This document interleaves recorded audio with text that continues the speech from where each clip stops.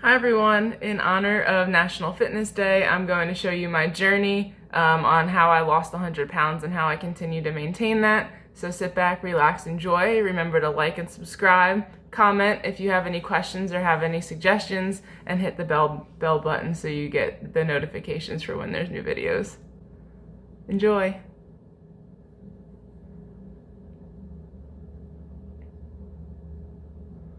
I had always been kind of a chunky kid from the onset, and I got fairly bullied in elementary school, but then we switched schools and I didn't really face that kind of harassment, but the weight continued to pack on, and this picture in particular was kind of scary to me when I saw it, but I didn't really know that there was any type of problem. But I did know I didn't look like the rest of the girls in my grade. But everyone was always accepting, and I kind of owned that, that fat girl. Like my friends used to call me the Mocha Nader. But this picture here in particular, I knew that something had to be done. But then you're so focused on your goals and your education that graduation came. And a week after my dad passed away. So he passed away from complications related to obesity, and I knew that something had to happen, but then I got swept right up into college. So that's a picture from my orientation. It didn't really happen right away, but when my dad died, I knew something had to change, because as much as I loved my father, I did not want to follow in his footsteps. Even in the later days, he had a lot of health complications, but I know now, looking back, that if he had maybe lost some weight during this process, that the results might not have been the same.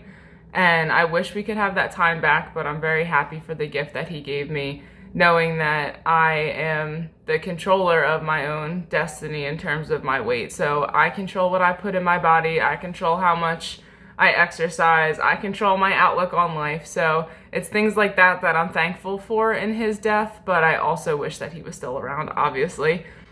And you just get sucked up into the new lifestyle. So the freshman 15 for me was really the freshman 30, and you can see it in photos how I really started to pack on the weight in places that I don't really want weight to happen. Then I got really into my chemistry career and worked in the lab pretty much continuously. And it wasn't until I saw this picture at my presentation where I thought that I looked really good and didn't. Then the summer happened, and when we came back for sophomore year, Brittany and my other roommates convinced me to go work out with them in the gym. So that's our first gym selfie ever. And I don't have too many pictures of the early gym because I was embarrassed. This picture was the first picture I felt comfortable taking a swimsuit picture in, which is kind of horrifying to me still. And then you can see that the pounds are starting to come off. So I was really proud of this picture. I loved this shirt when I first got it. Then I went to Florida State for a semester, kind of took off from the fitness, but there was a lot to do down in Tallahassee. So you can see me in that picture getting out of my comfort zone. And then when I went back to school, this was the first dress that I ever felt good in presenting. And then, I started to get into some career stuff, so I felt good in the blazers. I fit into that roller coaster. That was a big milestone. Then I joined the orchestra because my confidence got up. And here's my first transformation photo. And then I just started buying new clothes, and I liked the way I looked in them, so I did start taking more pictures.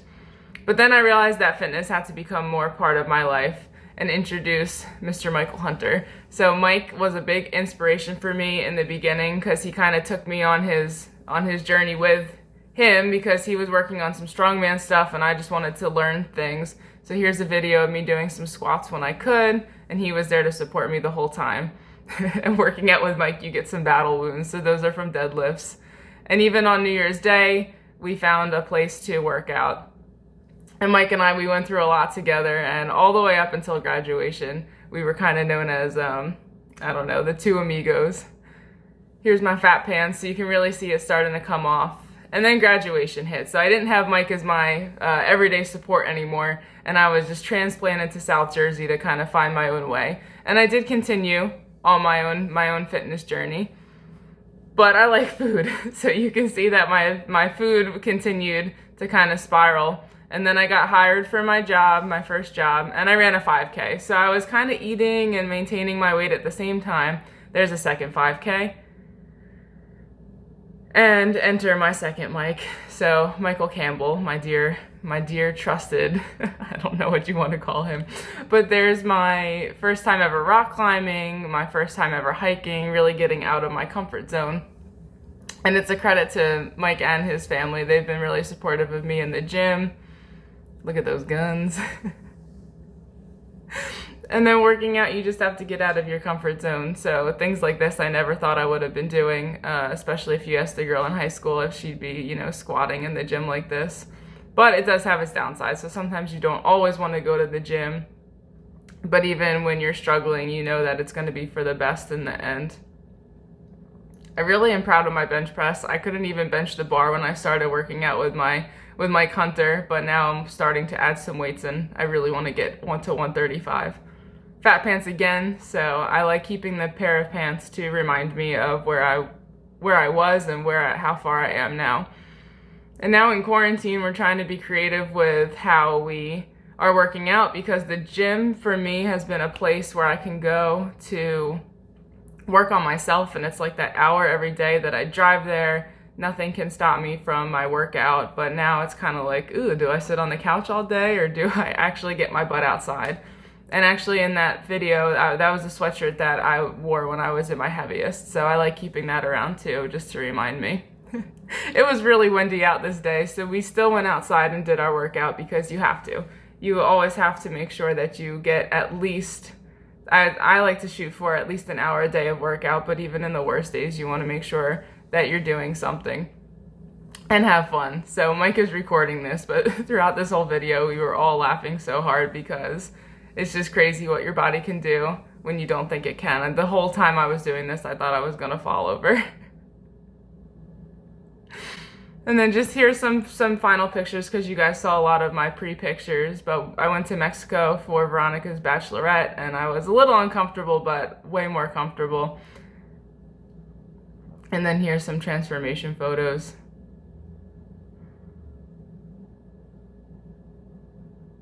And then even on our own journey, after losing all the weight, you still continue to improve. So, oh, we look so cute. Thanks for watching. If you have any questions, let me know. I'm here to help. So if you're in a position where you want to lose some weight, it really is just baby steps, and it has to start from inside. So it's something that you want to do for yourself. Nobody can pressure you into it. You have to start with your goals in mind. I remember when I started losing weight, the scale moved really fast. Like my breaking point was 300 pounds, and like I had just hit 280 basically overnight, and then it just starts to get slower and slower. And I'll actually put in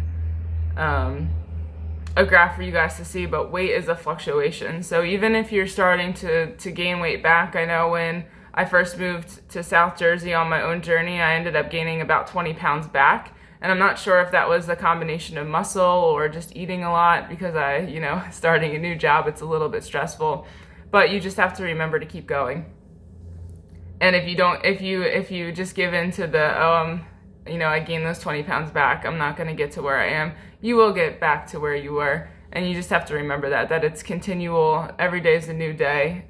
If I eat pretty poorly over the weekend or whatever, I always make sure that I start the next day with a healthy breakfast, because starting in the morning with a healthy breakfast, it kind of sets your tone for the day. So I always eat oatmeal. My students know I always eat oatmeal. My Saturday school students always know I eat oatmeal, because it's just what I enjoy. It's what I start with. I eat it every single morning.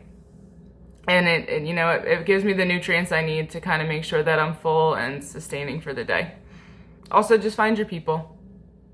I know in the video I kind of mentioned that I went from one Mike to another Mike. They were very supportive for both of me, but it was also my family, even the people who weren't really a part of the journey but would just compliment me, especially in the early stages of the weight loss transformation.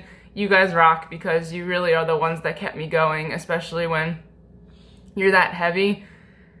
It's easy to think poorly about yourself even when you are losing weight, because it's just, society.